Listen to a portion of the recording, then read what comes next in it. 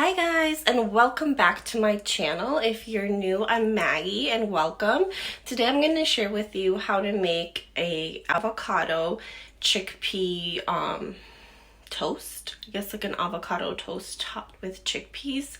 It's so amazing. If you have like me, always have beans in my pantry, you can make the most wonderful meals, really. So I wanted to share with you this wonderful avocado toast. It's so good, it's really easy, and you can eat it for breakfast, for lunch, for dinner, as a snack. So I hope you guys enjoy.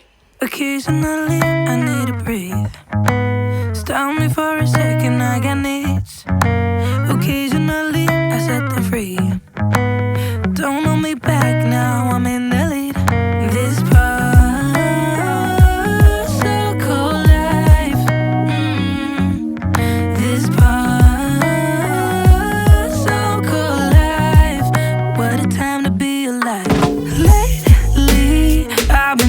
on my own so bravely, steady steps on the ground. Hate me, but I ain't never coming down, never coming down. Cause lately I've been dancing on my own so bravely. Another round on my mind. Hate me, but I ain't never coming down, never coming down. I'm never coming down, never coming down.